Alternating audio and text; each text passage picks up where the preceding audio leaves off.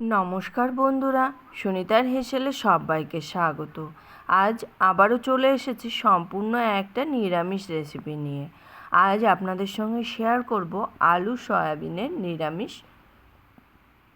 ঝোল বা কষা, যেটাই বলবেন। তাহলে চলুন রেসিপিটি শুরু করা যাক। এখানে দেখুন, আমি প্রথমেই একটা প্রেশার কুকার নিয়ে নিয়েছি। প্রেশার কুকারের মধ্যে আমি সয়াবিনটাকে দিয়ে দিয়েছি আর দিয়ে দিয়েছি টুকরো করে রাখা আলুটাকে। এখানে আমি বড় দানার সয়াবিনটাই ব্যবহার করেছি। দিয়ে দিয়েছি 1 চামচ লবণ।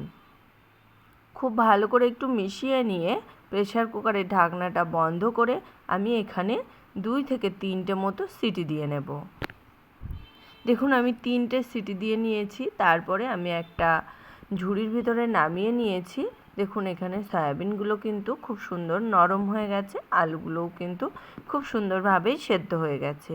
এবার রান্নাটা শুরু করব। তার জন্য দিয়ে দিয়েছি কড়াইতে 2 টেবিল চামচ পরিমাণে সর্ষের তেল। এই রান্নাতে কিন্তু তেলের পরিমাণ খুব বেশি লাগে না। যেহেতু আমরা সয়াবিন আর আলুটাকে সেদ্ধ করে নিয়েছি, সেই কারণে কিন্তু এখানে তেলটা খুবই কম ব্যবহার করলেই রান্নাটা কিন্তু খুব সুন্দরই হবে।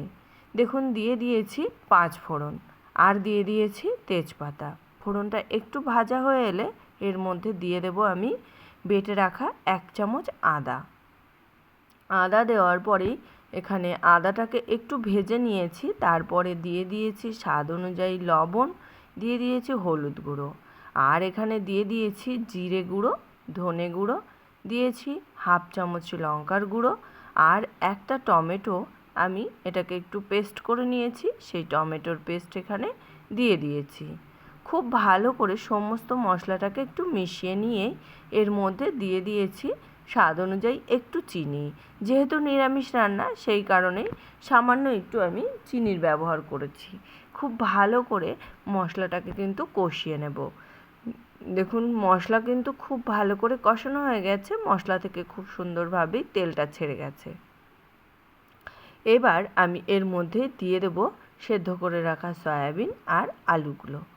আলু আর সয়াবিন দেওয়ার পরে এখানে কিন্তু আমি এই মশলার সঙ্গে মিনিমাম 5 থেকে 7 মিনিট মতো খুব ভালো করে একটু সয়াবিন আর আলুটাকে কিন্তু কষিয়ে নেব। খুব ভালো করে দেখুন আলু আর সয়াবিন কষিয়ে নিয়েছি। এবার এর মধ্যে দিয়ে দেব পরিমাণ মতো গরম জল, আর অবশ্যই করে কিন্তু এই রান্নাতে গরম জলটাই ব্যবহার করতে হবে।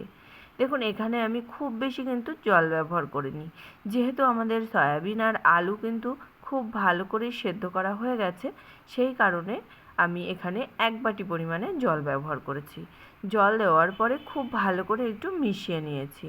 মিশিয়ে নিয়ে এই তরকারিটাকে এবার আমি খুব ভালো করে কিন্তু ফুটিয়ে নেব। এখানে তরকারিটাকে কিন্তু আমি প্রায় 5 থেকে 7 মিনিট মতো সময় ধরে একটু ফুটিয়ে নিয়েছি। তরকারি কিন্তু অনেকটাই গাঢ় হয়ে এসেছে। এই পর্যায়ে আমি এখানে দিয়ে দেব সামান্য একটু গরম মশলার গুঁড়ো। এখানে আপনারা চাইলে কিন্তু ঘিটাও দিতে পারেন, তবে আমি কিন্তু আজ এই রান্নাতে কোনো রকম কোনো ঘিয়ের ব্যবহার করছি না। খুব ভালো করে গরম মশলাটা দেওয়ার পরে একটু মিশিয়ে নেব। মিশিয়ে নিয়ে আমি আরও 2 থেকে 3 মিনিট একটু ফুটিয়ে নিলেই কিন্তু তৈরি হয়ে যাবে আমাদের আলু সয়াবিনের কষা কিংবা আলু সয়াবিনের ঝোল। এটা কিন্তু গরম ভাতের সঙ্গে যেমন ভালো লাগে, তেমনি কিন্তু রুটির সঙ্গেও খেতে খুবই ভালো লাগে।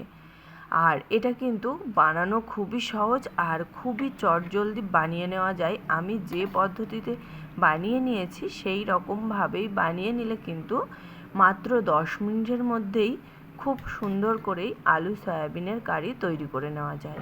এটা কিন্তু রাত্রে ডিনারে রুটির সঙ্গে খুবই ভালো যায়। তাহলে বন্ধুরা, আমার এই আলু সয়াবিনের কারি বা ঝোল আপনাদের কেমন লাগলো অবশ্যই করে কিন্তু জানাবেন। যদি ভালো লেগে থাকে তাহলে একটা লাইক করবেন আর সাবস্ক্রাইব করে পাশে থাকার অনুরোধ রইল। আজকের মতো এই পর্যন্তই। আবার হাজির হয়ে যাব অন্য কোনো রেসিপি নিয়ে। ভালো থাকবেন, সুস্থ থাকবেন। ধন্যবাদ।